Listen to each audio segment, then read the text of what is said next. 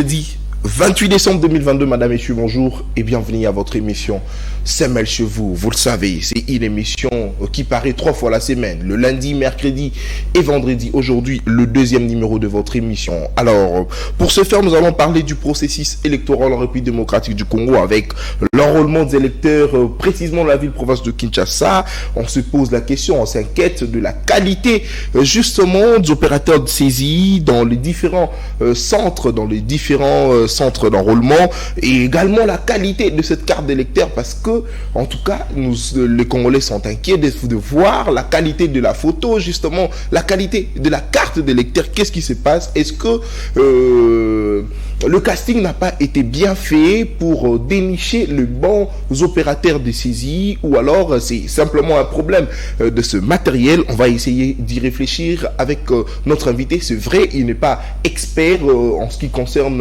la technique, mais au moins c'est un politique qui va essayer de répondre à nos différentes questions. Aussi, nous allons parler, nous allons décrypter froidement le communiqué conjoint signé entre Martin Fayulu Madidi, Matata Mpognon, également Denis Mukwege, exigeant justement la récomposition de la centrale électorale, la récomposition de la Cour constitutionnelle, le consensus autour de la loi électorale, ainsi que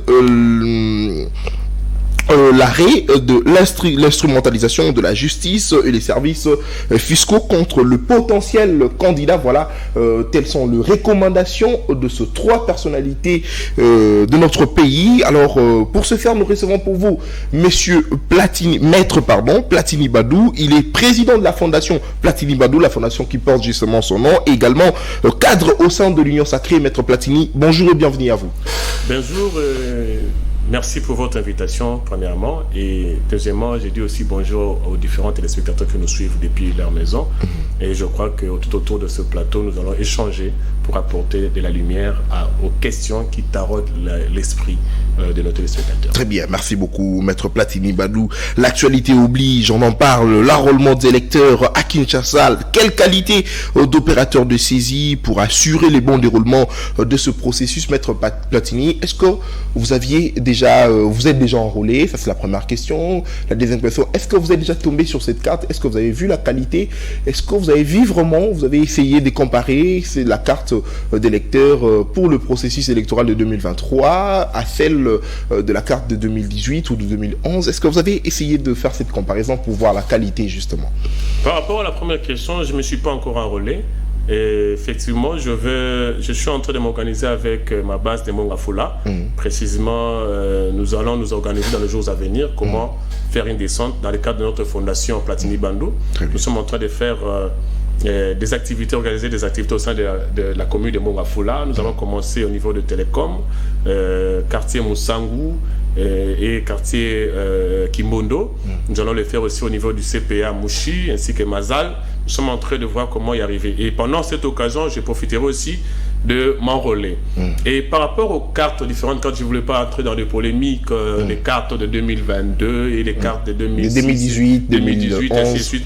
Non, vous savez, nous sommes appelés à évoluer, à aller de l'avant. Et pour aller de l'avant, il faut d'abord regarder là où nous sommes et regarder ce que nous avons déjà eu à réaliser par rapport à ce qui était comme responsabilité. Et dans cela, il faut aussi voir là où nous avons trébuché, là où il y a un souci, pour essayer un peu de modifier ce souci afin que nous puissions encore progresser. Et aujourd'hui, j'entends partout, les gens réclament par rapport à la qualité des cartes.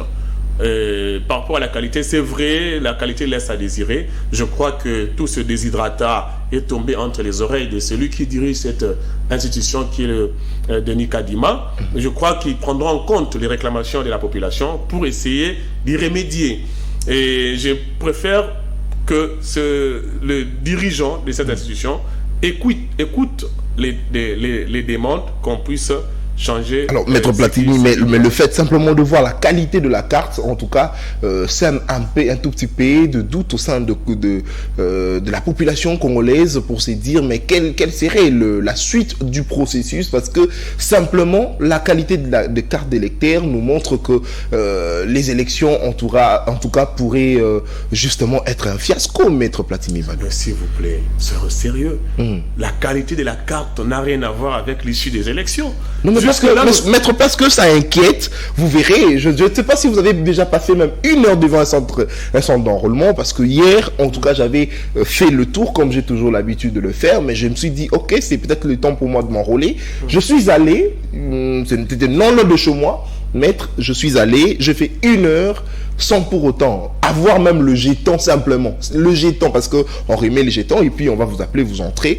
Pour simplement avoir les jetons, c'est très, très difficile parce que il y a certaines personnes qui entrent dès qu'ils sont dans la salle et vous verrez, ils prennent au moins 30 à 35 minutes pour sortir et pendant toute une journée, déjà si une personne prend 35 minutes et le reste sera comment?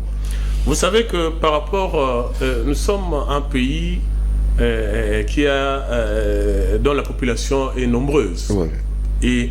Et nous avons que 30 jours pour l'enrôlement. Mais on a perdu au moins 2 jours parce que le 24, le jour du lancement, c'était dans certains centres, l'enrôlement n'avait pas eu lieu. Le 25 également, et dans certains centres, ça a débuté le lundi 26 parce que, d'ailleurs dans mon quartier, je l'ai dit parce que j'étais dans mon quartier moi-même, j'ai sillonné pour voir ce qui s'est passé. Effectivement, j'ai également sillonné, j'ai vu tout ce problème-là. Ce n'est pas seulement vous et moi, nous avons eu le temps de sillonner, même le président aussi de la CENI, il a des gens qui sont en train de lui donner aussi des rapports par rapport à la situation sur terrain. Et soyez assurés et rassurés que non, en tant que président d'une institution, je crois qu'il n'est pas calme. Il est en train de travailler pour chercher des solutions. Je peux aussi reprocher les gens de la CENI parce qu'il faut qu'il y ait des experts, des personnes habilitées pour manier ces machines-là. Est-ce que vous pensez que le personnel, enfin les opérateurs de saisie n'ont pas eu cette formation, parce qu'il devrait d'abord commencer par cette formation, leur montrer comment manipuler à ces différentes machines et pour essayer de travailler correctement. J'ai toujours été pour la compétence. J'ai toujours dit que non, il faut mettre la personne qu'il faut à la place qu'il faut. Et présentement, s'il y a des reproches, je ne dis pas qu'ils ne sont pas informaticiens, je ne dis pas qu'ils n'ont pas la maîtrise, mais le monde évolue. La machine aussi, les machines prennent aussi, il y a des machines qui se diffèrent aussi par rapport à leur façon.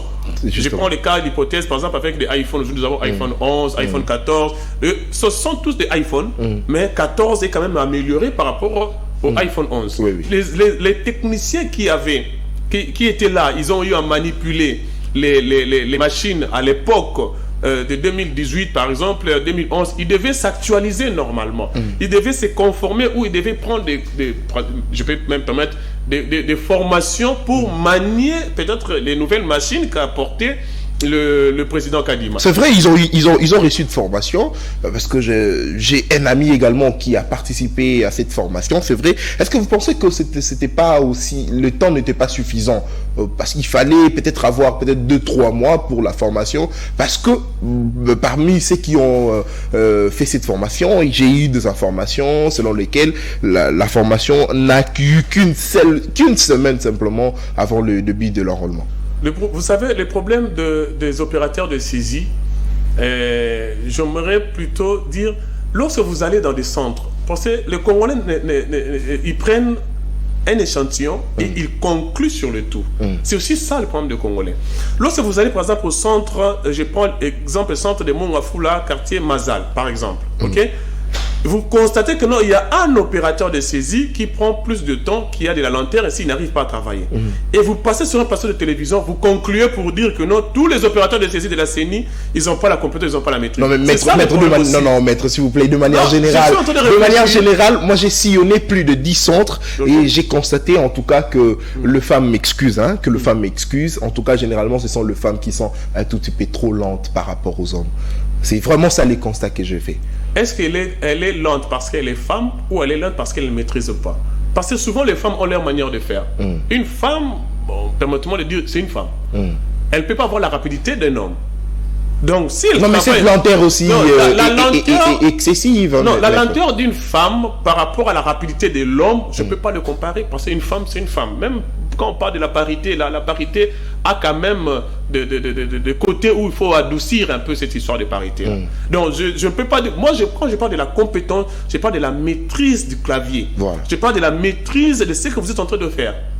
si quelqu'un a la maîtrise de ce qu'il est en train de faire, mais il arrive que non, c'est une femme, il pointe son doigt sur le curseur comme une femme, vous n'allez pas lui dire qu'il devait le faire comme un homme. Non, mais déjà, quand vous avez reçu la formation, en tout cas, vous devez travailler comme un homme. C'est pour maîtriser ce que tu fais. Est-ce qu'elle a maîtrisé ou pas? Si elle a maîtrisé, mais elle est juste lente parce qu'elle travaille comme une femme, je ne peux pas lui en vouloir. Ce qui est important pour moi, c'est la maîtrise. Est-ce qu'elle a maîtrisé ou pas? Sinon, on va dire que non, les femmes ne vont plus travailler parce qu'elles sont lentes. Alors, maître, on aurait appris aussi des informations selon lesquelles, au lieu de recruter, parce qu'il y avait eu test, c'est vrai, pour le recrutement, mais au lieu de recruter ceux qui ont passé le test et ont réussi, et en tout cas, il y a des inquiétudes selon lesquelles on a recruté le membre de différents partis politiques, surtout des partis politiques proches de l'Union Sacrée. Vous savez, c'est ce que je déplore, parce que je ne suis pas dans l'Union Sacrée pour blanchir tout. Et souvent, nous constatons ce genre de comportement que nous sommes venus normalement changer. Malheureusement, nous tombons encore sur ça. Et moi, je crois que ces histoires-là devaient cesser. Devaient cesser parce qu'il y a des gens compétents. Vous savez, l'Union Sacrée est en train de gérer ce pays, mais nous aurons des comptes à rendre. Justement. À la fin, bientôt. Ici. Bientôt. Alors, c'est pour cela, moi, je dis toujours, ils ont tenté de surcharger le chef de l'État. Parce que les Congolais n'ont pas la culture de responsabiliser la personne appropriée par rapport au poste qu'il avait été. Et ils sont en train de vous donner du fil à retordre, vous, communicateurs de l'Union Sacrée. Bon, personnellement, je crois qu'on devait reprocher le responsable. C'est lui qui s'est donné à cette pratique-là. Si possible, lui mettre entre les mains de la justice. Mais pas... de dire que... pas de pointer du doigt au chef de l'État. Le chef de l'État, le chef de l'État ce n'est pas lui qui gère ce central électoral ou quoi que ce soit. Merci beaucoup, Maître Platini Badou. Il est président de la fondation qui porte son nom, Fondation Platini Badou, et puis il est cadre au sein de l'Union Sacrée. Alors, passons rapidement à la deuxième thématique de notre émission. Madame, messieurs, vous êtes sur CML 13 Télévision, vous le faites bien. Alors, c'est parti pour décrypter froidement le communiqué conjoint signé entre Martin Fayoulou, Matata Mpogno et Denis Mukwege. Maître Platini Badou, vous êtes de l'Union Sacrée, vous êtes du pouvoir. Comment aviez-vous reçu ces communiqués conjoints, vous, ceux qui êtes au pouvoir? Vous savez, j'étais en train de suivre ce matin le docteur Denis Mukwege, et il a dit que ce n'est pas une plateforme électorale ou politique. Pas électorale, parce qu'il a dit qu'il ne s'est pas présenté comme candidat, et il ne s'est pas encore prononcé comme candidat aux élections futures. Et il fait même appel aux autres membres de venir vers lui. Alors, par rapport à leur déclaration, j'aimerais aller analyser chaque individu cité ici. Voilà. Mais mes analyses sera plus par rapport aux faits, parce que je ne suis pas déjà de parler des personnes, mais plutôt des réalisations. Justement. Le docteur Denis Mukwege, c'est une personne que je respecte beaucoup par rapport à ce qu'il est en train de réaliser. Mais j'ai été estomaqué de constater que il a quitté le firmament international pour descendre aussi bas, pour entrer dans la politique de notre pays. J'aurais voulu qu'il reste dans la société civile comme il a toujours l'habitude de le faire. Il était en train quand même de mettre la pression. C'était quand même bien de voir que non, il y a quand même des gens, des Congolais intègres de l'autre côté, en train de booster les choses pour que les choses aillent de l'avant. Mais c'est un être humain, il a fait ce qu'il a fait. Mais lorsqu'il se mélange avec les gens, il faut savoir que ces gens-là n'ont pas les mains propres. Je prends les déclarations qu'il a faites sur Matata. Il a dit que c'est de l'acharnement. Voilà. On lui poursuit parce qu'il a refusé d'adhérer au sein de l'Union Sacrée. Non. Et parce qu'il s'est déclaré candidat aux élections présidentielles. Non. Les déclarations, moi je peux me déclarer aussi candidat aux élections présidentielles. Les déclarations ne dérangent pas. Mais c'est au moment du dépôt des candidatures effectives au niveau de la CENI, c'est à ce moment-là que tu es effectivement candidat, tu es effectivement dans la course. Présentement, personne n'est dans la course. Mais lorsqu'il prend la parole pour dire que c'est de l'acharnement, alors que hier, c'est lui qui était en train de défendre les intérêts de ce pays en disant qu'il y a eu des détournements massifs dans la gestion de la chose publique, et aujourd'hui il dit que c'est de l'acharnement, moi ça m'écoeure. Et puis, ce qui est étonnant, ce n'est pas son domaine. L'hypothèse de Matata Mpogno, on a déjà eu à échanger avec vous ici. Justement. On a échangé suffisamment pour dire que non, le revirement jurisprudentiel n'a rien à voir avec une violation de droit. N'a rien à voir avec de l'acharnement sur la personne de Matata. Aujourd'hui, il a été démontré. Vous savez que la constitution de notre pays a donné même la définition d'une infraction qu'on appelle délit d'initié. C'est-à-dire lorsque la personne profite de sa position pour se faire un peu... Je me résume, lorsque la personne profite de sa position pour se faire de l'argent. Aujourd'hui, je ne dis pas que Matata Ponyo a détourné, mais nous avons seulement constaté qu'il y a une université portant son nom, il y a une fondation, il a d'autres choses, il a... L'université Mapon. Voilà, il s'est directement métamorphosé sur le plan économique. Non, mais c'est un ancien Premier ministre, il avait un salaire, Maître Platini Badou. Je ne disconviens pas. D'ailleurs, il est présumé innocent, je peux même ajouter, parce que la présomption d'innocence est constitutionnelle. C'est que nous demandons qu'il passe seulement devant la justice pour justifier Boukan Alonso, par exemple. Oui, ils ont parlé, ils ont demandé au régime, au pouvoir en place, de pouvoir arrêter d'instrumentaliser la justice et les services fiscaux contre le potentiel candidat, instrumentaliser la justice. Là, ils font allusion au procès Matata Ponyo, mais on pourrait justement se focaliser ici sur ce que dit la Cour constitutionnelle, que l'arrêt de la Cour reste inattaquable, Maître Platini. Le fait simplement que le fait que la Cour s'était déclarée incompétente de juger Matata Ponyo, aujourd'hui on voit cette même Cour s'est déclarée compétente. Vous voyez pas que il pourrait y avoir instrumentalisation de la justice, Maître Platini? Est-ce qu'il y a eu une requête qui a été déposée comme voie de recours contre cet arrêt-là? Il n'y en a pas. Je ne sais pas, nous sommes dans un domaine de droit. Ce serait plus souhaité de consulter les juristes. Il n'y a pas... Les arrêts de la Cour constitutionnelle sont exécutoires. Nous sommes d'accord avec ça. Personne n'est contre ça. Mais la Cour constitutionnelle elle-même, elle a la compétence de faire le revirement jurisprudentiel. Comment est-ce que les SAFU sont devenus des députés aujourd'hui? À la première décision prise par la Cour constitutionnelle, est-ce que le nom des SAFU était dedans? Non, non. Il a été invalidé. Il a été invalidé. Après, ils sont venus, ils ont fait des recours. Et puis, la Cour constitutionnelle a fait un revirement jurisprudentiel pour modifier et puis insérer le nom des SAFU. À l'époque, là, c'était bien. Une revirement jurisprudentiel, c'était bon.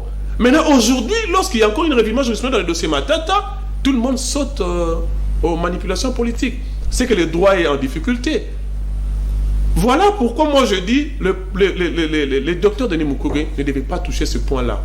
Parce qu'aujourd'hui, l'immeuble, soi-disant intelligent, a été construit avec l'argent du pays, mais avec quel montant? Pourquoi est-ce qu'il y a des surfacturations par-ci, par-là? On ne peut pas poser la question par rapport à ça. Il est présumé innocent, on est d'accord avec ça. Mais qu'il passe au moins devant un juge. Ce serait difficile de venir comme ça, une personne qui était Premier ministre dans un pays comme la RDC, et puis à la fin de son mandat, il n'y a personne pour le juger. Alors, ce serait de l'insulte pour le professeur de l'université. Il parle également de services, d'arrêter d'instrumentaliser les services fiscaux. Ici, on voit justement l'hôpital du docteur Denis Mukwege qui selon les informations, doit normalement payer de sommes d'argent, c'est-à-dire les impôts pour la République démocratique du Congo. Est-ce que c'est aussi ça une instrumentalisation de services fiscaux, selon eux? S'il a déjà payé ses impôts, il n'a qu'à le démontrer. Comme ça, nous dirons que non, c'est de l'acharnement ou c'est de l'instrumentalisation. Parce que les impôts, c'est une obligation pour toute personne qui est en train d'œuvrer ici de payer cela. Est-ce qu'il a déjà payé? S'il n'a pas encore payé, il n'a qu'à le payer. Récemment, j'ai vu aussi les RTL et d'autres réseaux. Vodacom voilà. Ont été aussi interpellés. Justement. Il est juste, c'est-à-dire il est juste et bien que chaque individu puisse payer l'impôt. Alors si on lui demande de payer l'impôt, où est le problème? Où se trouve l'instrumentalisation? Voilà pourquoi les Congolais, ils devront changer notre manière de voir les choses. J'ai entendu même M. Fayoulou en train de dire qu'on devait revisiter la CENI. Justement, c'est d'ailleurs la question que je devrais vous poser, parce que le processus d'enrôlement a débuté le 24. D'ailleurs, Fayoulou a reçu sa carte d'électeur hier. Ils demandent, lors de cette déclaration, ils ont demandé qu'on puisse récomposer la CENI, récomposer la Cour constitutionnelle. Prenons d'abord la CENI. Aujourd'hui, on n'a plus assez de temps. L'enrôlement a débuté. En décembre, ce sont les élections. Est-ce que vous pensez que le pouvoir serait prêt justement à récomposer la CENI pour aller aux élections? Il y a de l'incohérence même dans sa réflexion. On ne peut pas demander la récomposition de la CENI maintenant là et le lendemain vous allez pour vous enrôler. Qu'est-ce que vous voulez en fait? Et Fayoulou avait dit qu'il ne va pas boycotter les élections. Oui, il avait dit qu'il ne va pas boycotter les élections, mais il est en train de planir le terrain pour crier à la tricherie. Vous ne constatez pas que non, il a remis en cause d'abord la CENI, de la Cour constitutionnelle. Or, les élections présidentielles ou législatives nationales, ça passe d'abord par la CENI et c'est confirmé par la Cour constitutionnelle. Déjà, il est en train de préparer son terrain pour contester, crier à la tricherie. Voilà les politiciens congolais. Non mais Fayulu crier à la tricherie. Il a d'ailleurs démontré récemment lors de la conférence de presse face aux journalistes. Fayulu a dit que la CENI en tout cas est en train de manigancer pour créer une fraude électorale, justement parce que vous verrez dans certaines provinces où le nombre d'électeurs, où l'opposition a de l'ancrage, la CENI a diminué le nombre d'électeurs par rapport dans d'autres provinces où Tshisekedi aurait de l'ancrage. Notamment, il a fait allusion au Kasaï, également à Kinshasa, le Katanga, le Sankuru, ainsi que le Nord et le Sud Kivu. Vous connaissez la composition de la CENI. Aujourd'hui, la CENI est dirigée par un membre de la société civile, des membres de la majorité, c'est-à-dire l'Union sacrée, ainsi que des membres de l'opposition. Lorsqu'on qui aurait été débauché. Non, soyons sérieux. C'est chaque année maintenant qu'on débauche.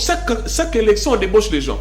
À l'époque, on avait débauché, je crois, on avait débauché le président, le vice-président, le professeur Njoli. On avait passé débauchage aussi. Et puis, on a débauché encore d'autres, le vice de Corneille Nanga. Norbert Bassingé. Mais c'est chaque année qu'on débauche les gens. C'est qu'il y a un problème dans l'opposition. C'est que nous n'avons pas d'opposition. Nous avons juste des opportunistes qui se présentent pour leurs intérêts. Normalement, dans un pays sérieux, on ne peut pas débaucher chaque année. C'est qu'il y a un problème dans vos partis. Il faut commencer par le résoudre avant de réclamer devant la télévision. Sinon, c'est compliqué. Si on a changé cette manière de faire les choses, c'est à cause de ce genre de comportement. Sous d'autres cieux, c'est le ministère de l'Intérieur qui s'occupe des élections. Mais imagine maintenant le ministre de l'Intérieur ici que nous avons. Daniel Asselo. Daniel Asselo pour s'occuper de l'organisation des élections. De l'organisation des élections. Ils allaient crier à la tricherie à haute voix. Mais aujourd'hui, même le changement qu'on a apporté dans la composition des dirigeants de la CENI, ça pose toujours problème. Je vous dis, même si on demandait au pape lui-même de présider, il y aura toujours des réclamations. Donc, le président Martin Fayulu, de son parti bien sûr, qui essaie un peu de s'organiser pour venir aux élections. Qui ne cesse un peu, il connaît déjà que non, il ne va pas passer. Il sait au moins que non, en 2023, c'est Félix Antoine Tshisekedi Tshilombo qui sera notre président. Mais du moins, il est en train de préparer déjà son opposition à venir. C'est pour ça qu'il ne prépare la vérité des urnes. Voilà, il prépare une autre façon de crier à la vérité des urnes en remettant déjà en cause la CENI et en remettant également en cause la Cour constitutionnelle. Actuellement, il n'y a rien à reprocher à la CENI jusque-là. Parce qu'il avait dit qu'on va procéder aux enrôlements. Nous sommes passés. Il n'y a pas des œuvres parfaites. Mais présentement, il y a des reproches. Je crois qu'il va tenir compte de cela. Et puis, au niveau de la Cour constitutionnelle, on a changé. Parce que même moi, je n'étais pas d'accord avec cette décision-là sur ma tête à pognon. Parce que le droit est clair. Nous devons nous référer au droit. Et aujourd'hui, on a changé. On a donné Kalouba. Kamuleta plutôt, Dieudonné Kamuleta, il est en train de faire son travail. Je dis coup de chapeau, voyons l'avenir. Il ne faut pas commencer à crier au diable partout. Si le docteur Denis Mukwege estime qu'il avait payé les impôts, qu'il n'a qu'à démontrer les reçus. Si Fayulu, il prépare déjà, il jette des jalons pour préparer la vérité des urnes, c'est son droit. Mais je crois que les Congolais ne sont pas bêtes. Les Congolais commencent au moins à comprendre quelque chose. Denis Mukwege a décidé d'entrer en politique. Bon, je ne sais pas trop, mais nous devons savoir que toutes les personnes qu'il a reçues à l'hôpital de Panzi là-bas, ce sont des gens qui nous avaient donné l'embargo d'abord au départ, notre régime de notification, et aujourd'hui toutes les difficultés que nous avons à l'Est, ce sont toutes ces personnes qui sont passées là-bas. Et aujourd'hui, je peux même dire à haute voix que non, nous n'avons jamais entendu même le président Moïse Katumbi reprocher les Rwandais d'avoir agressé la RDC. Nous n'avons pas entendu cela. Donc, non, il en a fait au cours de son interview sur France 24. Il a condamné l'agression rwandaise. Non, je ne sais pas trop, je n'ai pas de précisions par rapport à ça, mais du moins... Mais je vous donne l'information. Merci beaucoup. Sur information sur, comme on dit, information sur le banc. Mais du moins, il s'est prononcé après plusieurs reproches. Depuis que la guerre a commencé, depuis que nous avons subi les attaques du Rwanda, jusqu'à, je crois, il y a une semaine, il ne s'était pas prononcé par rapport à ça. Est-ce que vous pensez que le fait de ne pas se prononcer pour Katumbi pourrait justement être une complicité, selon vous? Je ne parle pas de la complicité, mais je trouve ça un peu suspect. Vous trouvez ça un peu suspect? Parce que... Pour quelle raison? Toutes les personnes qui sont appelées à nous diriger demain, ils ont pris position par rapport à cela. Sauf lui. Et après plusieurs reproches, après plusieurs... parce que présentement, là, nous sommes en train d'avancer lentement, mais sûrement vers l'atterrissage. Parce que le président Félix-Antoine Tshisekedi Tshilombo a démontré à suffisance de preuves sa compétence sur le plan international. Et aujourd'hui, nous avons quand même eu des résultats. D'abord, nous avons réussi à démontrer les ennemis de la République. Avant, on croyait qu'en 2013, on avait fini avec le 1-23. Alors qu'il y a eu des accords secrets qui avaient amené le mixage, le brassage au sein de l'armée. Tous ces éléments-là. Mais je suivais l'autre fois une émission avec les militaires, avec une de vos consoeurs, où le général, je ne sais pas s'il était colonel ou général, qui est décédé, Defin Kaimbi. On lui donne la parole, il dit non, lorsque le général m'a donné l'opération Pomme Rouge, je suis descendu et j'ai lavé tout le M23 qui était en RDC. On a vanté l'opération Pomme Rouge, alors que c'était rien, c'était vraiment le poudre de perlimpinpin, si je peux me permettre, pour dire que non, il y a eu des contrats et qui facilitent. Vous savez que le Rwanda était en train de se développer avec nos minéraux, avec nos ressources. Mais le Rwanda se développe jusqu'à présent avec nos ressources. Avec nos ressources. Voilà que le président Félix-Antoine Tshisekedi Tshilombo est venu pour mettre fin à cela. Et lorsque le président Tshilombo est venu, il a dit Kagame c'est un partenaire fiable, c'est un partenaire crédible. Vous savez, il faut faire la pause entre les langages diplomatiques et les réalités sur terrain. Au départ, quand le chef de l'État est entré aussi, on lui a présenté le rapport militaire. Parce que dans les remises et reprises avec le chef de l'État, on prenait les rapports militaires. Il a vu sur papier le nombre des militaires. Mais lorsqu'il est descendu sur terre, il a vu autre chose. Et aujourd'hui, lorsque le chef de l'État parle de partenaire gagnant-gagnant, un partenaire qu'on peut faire des affaires, parce qu'il est appelé, parce que le RDC, c'est un pays stratégique, avec 9 pays limitrophes. Ok. Alors, on a besoin d'échanger avec tous ces pays pour l'élévation de l'Afrique centrale. Alors, il est appelé à collaborer avec eux. Dès le départ, déjà, il faut donner à l'autre l'impression que vous êtes là pour collaborer. C'est ça aussi ce qu'il faut. Est-ce que c'était une erreur de la part du président Tshisekedi? Bien sûr que non, ce n'était pas une erreur. Mais c'est plutôt dire à l'autre, je suis de bonne foi. Et malheureusement, la personne qui était en face de lui n'était pas de bonne foi. Il avait des agendas cachés. Et aujourd'hui, c'était démontré à suffisance de preuves que non, ils avaient des agendas cachés par rapport à ce qui s'était passé dans le passé avant que le président soit sur terrain.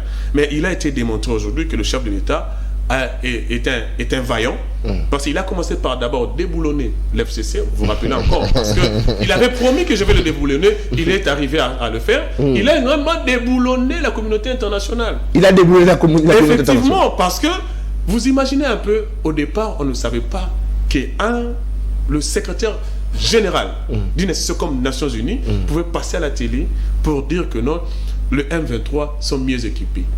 Et puis, ils ont des armes sophistiquées qu'ils ont reçues quelque part. C'était un aveu. Et vous imaginez les porte-parole de la MONUSCO. Vous pensez que c'est la diplomatie du chef de l'État Tshisekedi qui a fait en sorte Bien sûr que oui, il a refusé de signer quoi que ce soit pour mettre ce pays en difficulté.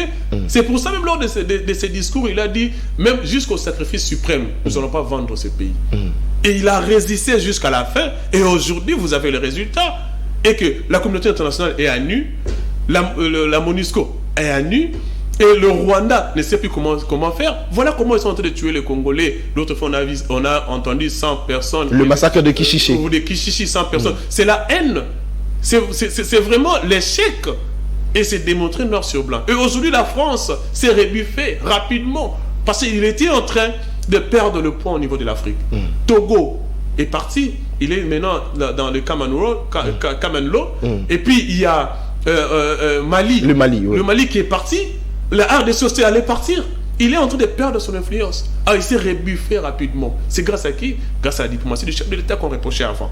Et aujourd'hui, c'est démontré noir sur blanc. Alors, la levée de cette mesure de notification, maître, quelle est votre lecture? Est-ce que c'est simplement le résultat de la bonne diplomatie que vous appelez la diplomatie agissante du chef de l'État, qui a fait en sorte que la RDC puisse aujourd'hui acheter des armes de toute qualité, je pourrais dire ainsi? Je confirme encore, c'est la diplomatie agissante du chef de l'État. Pourquoi je le dis? Je le démontre. Premièrement, il a fait tout ce qu'il a fait. Au départ, il s'était d'abord de voyage. Il était en train de planir le terrain. Après les voyages... Les voyages qu'on a critiqués, que l'opposition a critiqué. Bien sûr que oui. C'est maintenant l'incompétence a changé de camp. Donc, l'incompétence est maintenant l'opposition. L'incompétence a changé de camp. Maître Platini Mbadou. Mais effectivement, parce que présentement, là, nous avons les résultats. Et deuxièmement, le chef de l'État est passé à la télé, il a appelé tout le monde au rassemblement patriotique pour défendre l'Est du pays. Et toute la population congolaise a écouté cela et la population congolaise a répondu présent à l'appel de son commandant-chef. Ok? Lorsqu'il a répondu présent à l'appel du commandant-chef, nous avons vu des marches par-ci, par-là, les gens se sont soulevés. Donc c'est grâce à la diplomatie du chef de l'État qui a fait la demande à la population et la population a répondu présent. Cette symbiose-là, cet ensemble, chef de l'État plus la population, c'est ce qui a mené à la France à se rebiffer, à changer de position. Parce qu'il faut rappeler aussi que la diaspora également a manifesté contre l'agression rwandaise et puis a condamné le soutien de la communauté internationale au Rwanda, justement. Effectivement. Donc c'était juste après le discours du chef de l'État. Maintenant, on va l'attribuer à qui? C'est le chef de l'État qui était devant comme le commandant suprême. Il a appelé tout le monde derrière lui et nous avons répondu présent. Et aujourd'hui, là, nous avons les résultats. Qui est incompétent maintenant? Mais il faudrait rappeler que l'opposition, depuis tous ces temps, marché, exigeait d'ailleurs le départ de l'ambassadeur rwandais, Vincent Karega, et ce qui a justement engendré des arrestations contre certains opposants. Je peux citer ici Prince Epenge qui a été arrêté récemment, justement parce qu'il exigeait le départ de l'ambassadeur rwandais, Vincent Karega. Vous savez, les choses devaient se faire en ordre. Les choses devaient se faire en ordre. Faire des choses de manière... C'est-à-dire, vous savez, l'opposition congolaise, nous aimons bien nous accrocher sur des questions qui font à la une des journaux. C'est-à-dire, lorsqu'il y a une préoccupation, les opposants congolais s'accrochent à cela pour se faire un poids politique. C'est ce que j'ai constaté dans notre pays. Mais lorsque le chef de l'État lui-même a pris l'initiative, il s'est levé, il a parlé, vous avez vu un changement. Très bien. Alors, merci beaucoup, madame, messieurs, vous êtes sur CML 13 Télévision. Maître Platini Mbadou, c'est notre invité. Alors, Maître Platini, poursuivons avec le communiqué conjoint signé entre Martin Fayoulou, Matata Mponyo et Denis Mukwege. Ils ont également demandé à ce qu'il y ait consensus autour de la loi électorale, le centre d'inscription et puis le calendrier électoral. Prenons d'abord la loi électorale. Aujourd'hui, maître, vous pensez que cette loi électorale qu'on a est favorable pour tout candidat de pouvoir postuler et puis pourquoi pas de remporter les élections dans tout le niveau, c'est-à-dire au niveau présidentiel, législatif, national et provincial? Vous savez, je ne veux même pas entrer dans les détails sur la loi électorale. Mais je vais juste poser la question, est-ce que c'est le moment de soulever ça? Soit vous voulez des élections, ou vous voulez autre chose. Présentement, là, nous sommes déjà dedans. Nous avons même commencé avec l'enrôlement. Dans une année, ou moins d'une année ici, nous aurons déjà les élections. Vous voulez qu'on recommence encore à analyser la loi sur la loi électorale, et puis on recommence encore à analyser la composition de la CENI, et puis on recommence encore à analyser... Il faut savoir ce que nous voulons dans la vie. La loi électorale n'est pas parfaite, je suis d'accord. Parce qu'il y a des choses qu'on avait reprochées à cette loi à l'époque, et nous continuons à les reprocher aujourd'hui. Mais est-ce que c'est le moment de recommencer tout ça? Moi, je vous dis que... Non, mais maître, vous posez la question de savoir est-ce que c'est le moment, mais l'opposition, depuis tous ces temps, demandait qu'il y ait consensus autour de la loi électorale. Je pense que bien que vous vous rappelez de ça, Fayoulou également a fait de manifestations avec son parti politique, sa plateforme Lamouka, pour exiger les consensus autour de cette loi électorale, mais chose qui n'a pas été acceptée par le pouvoir. Vous savez, les consensus dont ils réclament là, déjà lorsqu'on a la direction de la CENI, on a la présence de la société civile, on a la présence de la majorité et la présence de l'opposition. C'est pas un consensus. Mais c'est de l'opposition, en tout cas, ne reconnaissent pas le délégué. Mais c'est chaque année. C'est chaque année qu'ils ne reconnaissent pas un des membres qu'ils envoient là-bas. C'est chaque année. Mais le PPRD ne reconnaît pas avoir envoyé, et SID également ne reconnaît pas avoir envoyé le délégué au sein de la CENI. Non, la question que j'allais vous poser plutôt, bon, je ne suis pas habilité, mais du moins, est-ce que la personne qui est là-bas, la CENI, il n'est pas membre du PPRD? Les autres là ne sont pas membres de leur plateforme politique. Ils sont membres. Le problème, ce n'est pas au niveau de la CENI. Le problème, c'est au niveau de chaque parti politique. C'est au niveau de cette politique, on devait donner une idéologie. Aujourd'hui, on a des politiciens ou des opposants qui cherchent des positions. Le problème, c'est au niveau de la classe politique. Là, on peut changer des lois électorales. On peut changer tout ce que nous voulons dans ce pays. Lorsque l'homme congolais ne changera pas son comportement, on va tourner à rond. Le problème, ce n'est pas la loi. Le problème, c'est l'individu. Qu'est-ce qu'il veut? Qu'est-ce qu'il fait? Lorsqu'on t'envoie quelque part pour représenter un parti politique ou pour travailler pour l'intérêt général, il faut avoir aussi des nerfs solides sur le plan économique et sur le plan de la corruption. Et cette manière de voir les choses, ça devait être inculqué au niveau de chaque parti et au niveau de l'État congolais. Ça n'a rien à voir avec les lois. Les lois peuvent changer, mais si l'individu qui est appelé à appliquer la loi n'a pas changé, on va tourner à rond, nous allons revenir sur les mêmes choses, sur les mêmes principes que nous avons déplorés hier. Voilà pourquoi en 2006, on a décrié débauchage, en 2011 débauchage, en 2018 débauchage. Il y aura toujours, même après Fachi, il y aura toujours des débauchages. Parce que les individus ne sont pas à la hauteur de la responsabilité. La question n'est pas au niveau de la loi électorale. Même si on mettait Denis Mukwege comme il est de la société civile, on lui mettait comme président de la CENI, il y aura toujours une réclamation quelque part. Alors, Maître Platini, une question m'est venue rapidement et par rapport à la loi électorale. Maître, si aujourd'hui on se disait non, est-ce qu'on peut limiter l'âge d'un candidat député national, est-ce que vous pensez que ça sera favorable? Parce que nous sommes fatigués aujourd'hui, nous Congolais, de voir ceux qui nous représentent à l'Assemblée nationale passer tout le temps à dormir. Par exemple, le vieux député qu'on a vu le jour du message à la nation, sur l'état de la nation du chef de l'État, le vieux député dormait dans la salle. Est-ce que vous pensez qu'aujourd'hui on peut revoir également l'âge pour un candidat député national? Il n'y a pas que l'âge, il y a aussi le nombre. Parce qu'aujourd'hui, avec le chef de l'État, c'est un mandat renouvelable une fois. Une fois, voilà. Donc au moins, lorsqu'un chef déjà fait 10 ans au pouvoir, il peut déjà partir. Voilà. Mais avec le député, c'est comme si un député, il peut faire les mandats, même 50 ans, il est que député. Plus de 10 mandats. On aurait voulu que ça soit aussi limité. Parce que l'âge, c'est vrai, l'âge compte pour beaucoup, mais je crois que l'âge, on ne devait pas le toucher. Non, mais maître, vous devez comprendre qu'à un certain âge, la mémoire est fatiguée. Hein, vous êtes très intelligent, mais quand le poids de l'âge vous pousse, en tout cas, vous serez un tout petit peu fatigué. Cela nécessiterait du repos, maître. Effectivement, mais je ne crois pas que les gens qui étaient en train de dormir, c'était en rapport avec l'âge. Parce que je crois qu'ils étaient dans les cinquantaines. C'était pas en rapport avec, c'était plutôt en rapport avec autre chose que l'âge, je ne sais pas. Mais du moins, l'âge, je peux me dire, l'âge, c'est...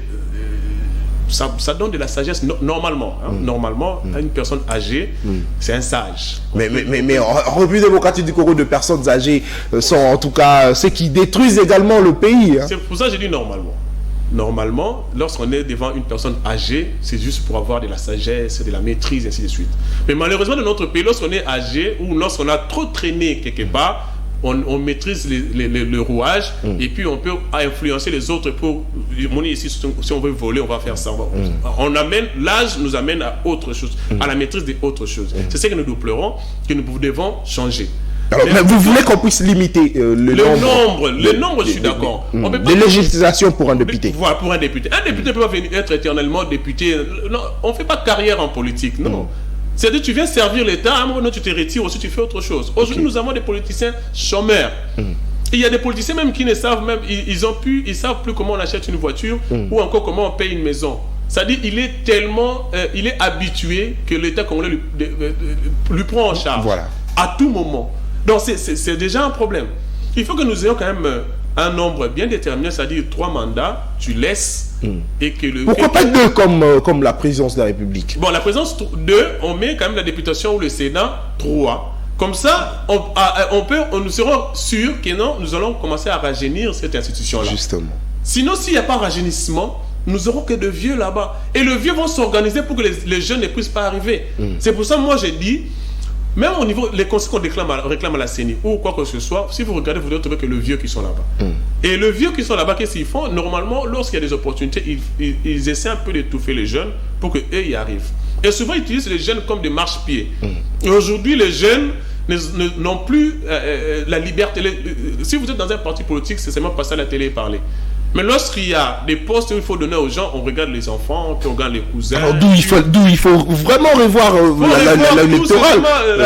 Parce que vous verrez, il y a il est député, et lorsqu'il y a formation du gouvernement, il laisse son poste, il devient ministre, ainsi de suite. Et puis, là où il était, il envoie son fils, ou sa femme, ainsi de suite. Voilà pourquoi il faut que la classe politique on doit rajeunir. Même la Cour constitutionnelle, après 3 ans, il faut qu'il y ait rajeunissement de la Cour constitutionnelle. Mais pourquoi pas au Parlement? Il y a des gens qui ne font presque plus rien là-bas. Il est là depuis qu'il était là pendant 5 ans, il prend, et puis à la fin, il ne donne rien à la population. Voilà pourquoi il faut cesser à le rajeunir. En le rajeunissant, nous allons voir aussi d'autres intelligences, d'autres maîtrises qui vont y entrer. Par exemple, nous aspirons, par exemple, en 2023, de venir un peu voir comment rajeunir ce Parlement-là, et c'est un peu d'apporter une souffle nouvelle. Parce qu'aujourd'hui, là, il n'y a pas vraiment des personnes outillées pour apporter des éléments de précision sur les questions de droit. Vous imaginez aujourd'hui, dans notre pays, on utilise des lois comme la loi sur les contrats. C'est de 1888. Et c'est d'application jusqu'aujourd'hui. Je ne sais pas, tout le monde est en train de voir cette loi-là et puis il passe à côté. Le code pénal de notre pays date de 1940. Le code de procédure civile date de 1959. Et je me demande, les parlementaires qui sont là, ils font quoi? Je ne sais pas trop. Mais ils sont toujours dans des histoires, faire partir celui-ci, partager celui-là. Basculer de l'autre côté, du côté pour l'opposition, pouvoir, ainsi de suite. C'est ce qui est important pour eux. Donner la majorité au chef de l'État. L'État pour diriger, ainsi de suite. C'est ce qui est bien pour eux. Alors que nous, au niveau de la population, nous voulons changer les choses. Voilà, au travers de cette fondation, nous avons trouvé que nous pouvons commencer à aider les gens. Par exemple, nous allons faire des travaux dans le 4 janvier au niveau du quartier Moussango. Il y a eu des érosions. Tout le monde s'est concentré sur l'érosion à la voie publique, nationale numéro 1. Tout le monde s'est concentré là-bas. Mais à l'intérieur là-bas, à l'intérieur du quartier Moussango et Kimbondo, il y a des érosions, il y a des maisons qui sont parties. Il y a des gens, je vais revenir ici avec des images, des travaux que nous avons eu à réaliser. Il y a des gens qui sont partis comme ça, il y a des familles qui dorment à la belle étoile, et nous avons quand même eu à faire quelque chose, et nous comptons encore le faire le 4. Très bien, alors merci beaucoup Maître Platini Bado. Nous tendons vers la fin de l'émission. Le dernier aspect de ces communiqués entre les 3 personnalités, justement, nous prenons le respect de la Constitution sur la liberté d'opinion, la liberté d'expression. Ces 3 personnalités accusent le pouvoir de ne pas respecter la liberté d'opinion et la liberté d'expression. Vous savez, la liberté d'expression, là, ils les démontrent que non, il y en a passé, et ils ont pris quand même le courage de parler de ça à la télé. Avant, ce n'était pas le cas. Et aujourd'hui, je ne sais pas, Martin Fayulu a été arrêté dans tous ces mandats ici, depuis que le chef de l'État a fait son temps de sécurité de Chilombo est là. Est-ce que Martin Fayulu a déjà été enquêté? Ou Denis Mukwege?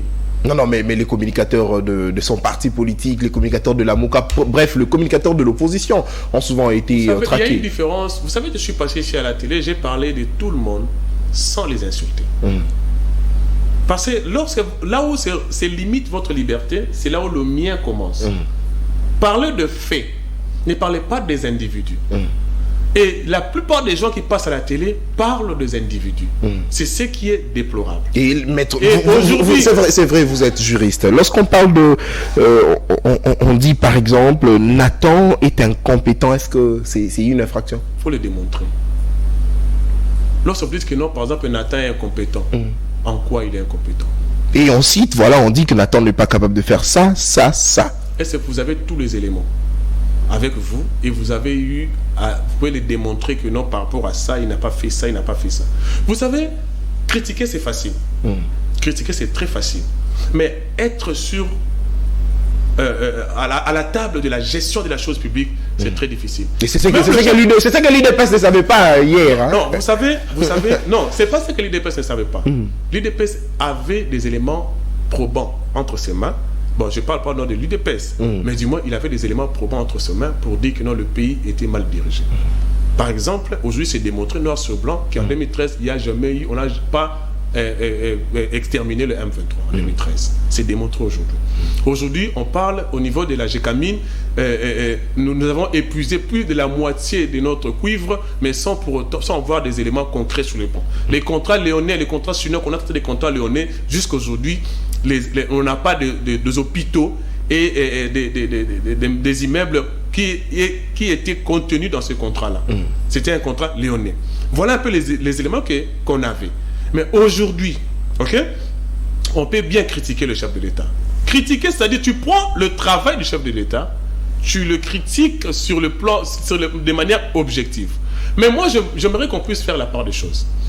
Et que c'est un peu d'équilibrer les choses. Entre de 2001, ou mettons 2006, à 2018, et de 2018 à 2022, si on équilibrait un peu la liberté d'expression, la liberté d'opinion, on peut dire que non, le président Félix Tshisekedi a arrêté beaucoup de gens. Vous savez, Gekoko était où quand on avait commencé? Où Moïse Katumbi était où quand le chef de l'État est venu? Où Franck Diongo était où quand le chef de l'État a pris le pouvoir? Ils étaient où? Non, mais il y avait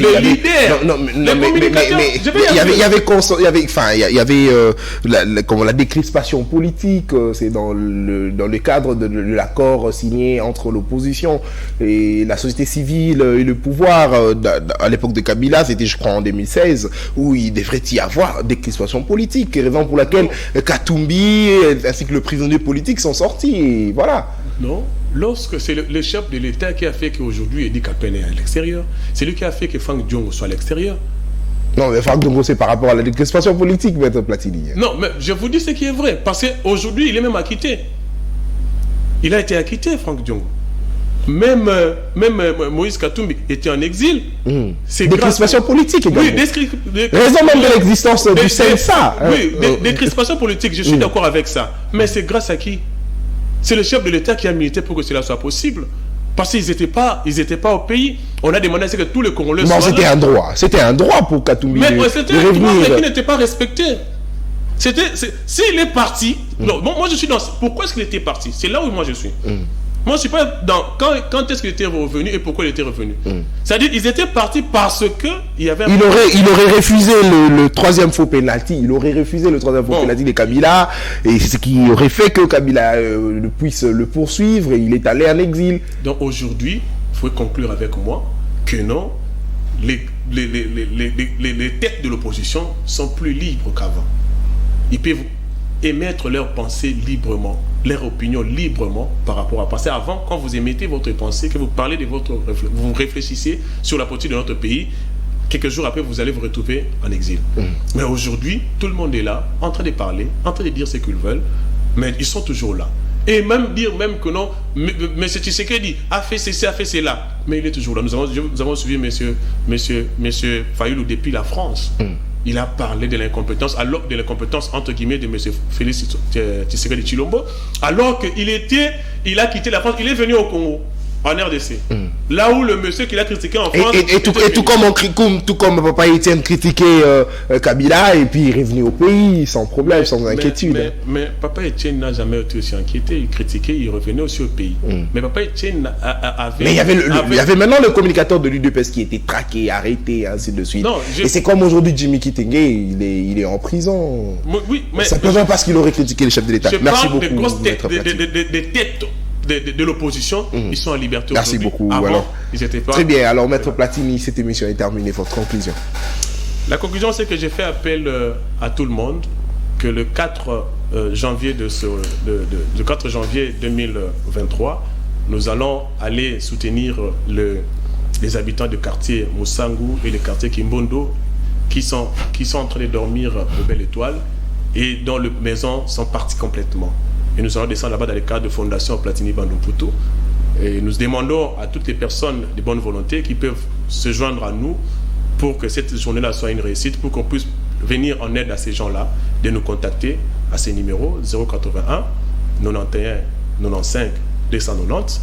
Et nous allons descendre ensemble pour aider ces gens-là. Très bien, merci beaucoup Maître Platini Mbadou. Madame, Messieurs, cette émission est terminée. C'était l'avant-dernier numéro de votre émission Semel chez vous de l'année 2022. Alors le vendredi, c'est le dernier numéro de l'année 2022 pour passer en 2023. En tout cas, vous aurez tant de surprises pour cette émission pour l'année 2023, surtout que c'était une année en tout cas où il y aura des agitations sur le côté comment sur le plan politique avec la campagne électorale, l'élection de 2023.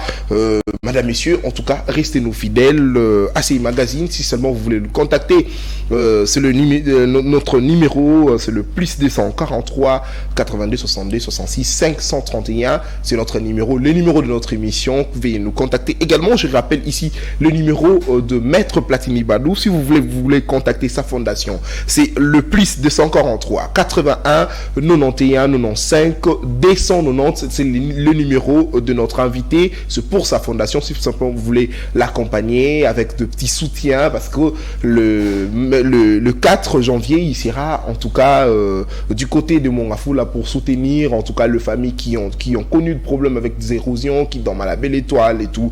Et c'est là de personnes de bonne foi. En tout cas, veuillez le contacter à travers ces numéros. Je reprends. C'est le plus 243 81 91 95 290. Alors, quant à moi, je vous dis merci. On se retrouve comme ça le vendredi pour le dernier numéro. Également, le numéro de l'année 2022. D'ici là, portez-vous bien. Au revoir.